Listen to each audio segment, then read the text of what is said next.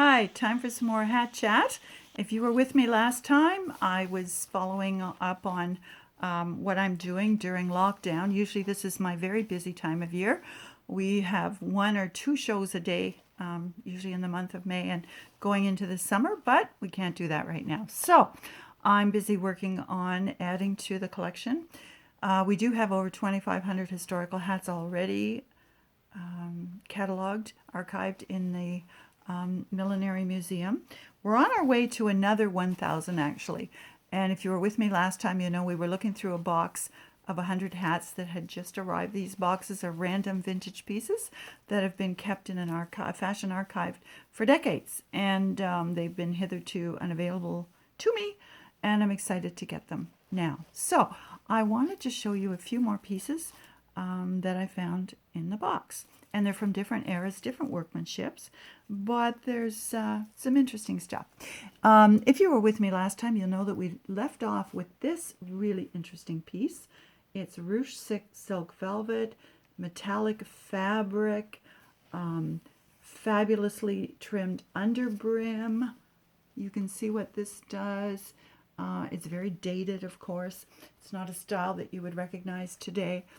And I talked about these, what I call made birds. So birds in fashion is a very interesting topic. We know that during the Victorian and Edwardian eras, you know, a lot of nasty stuff happened to beautiful exotic species of birds. Many became extinct, others endangered because of the overuse of the beautiful feathers and sometimes the entire bird themselves in millinery. Queen Mary, I think circa 1914, discarded her own feathered hats publicly in the hopes that other people would follow suit. And we know, of course, that the Audubon Society was very active in putting an end to the slaughter of exotic birds. Before we leave that topic, though, I just want to show you, you know, why this was done and how beautiful these hats really were. This one, you'll notice, gorgeous black. You can see the head of the bird, the beak, the gorgeous green feathers underneath. This is the front of the hat. This is from the Downton Abbey era, Titanic era. This would have sat much like this. It would have sat on upswept hair, been secured with hat pins. You can see it would look good from every angle. The gorgeous feathers at the back just gives this impression that you're just going to fly away. Anyway, this is a real treasure, and I'm just going to set it aside for now. So, while we're on the topic of birds, though, and feathers, I do want to say that ostrich feathers are still used in millinery, as are domestic poultry feathers, which are dyed and used for trims. Now, ostrich feathers, it does not harm the bird to harvest ostrich feathers. And you can see how very, very interesting they are, the way they move, the beautiful colors that they've been dyed. If your family ate Clark's pork and beans over the years, you probably contributed, or they did, to this collection of different colored ostrich feathers, originally owned by Mrs. Florence Clark of Clark's Pork and Beans. So there you have it. I want to move on to fur because there were a few fur pieces in the top of this box that I came across, and they were similar but different. Similar to each other, but a little bit different. I'm surrounded by hats here. Which one am I looking for? Well, I'm going to start with this one. This one is from the early 1940s, Second World War era. The label is an early Andre label, and it is a blocked felt,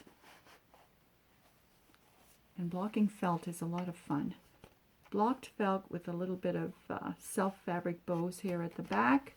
No feathers on this beauty, but it's trimmed with fur. It's trimmed with a little remnant of black astrakhan, and that was a very popular trim during that era. We know that a lot of the large millinery salons, the very notable ones, often kept a furrier on staff for that purpose to do the furs.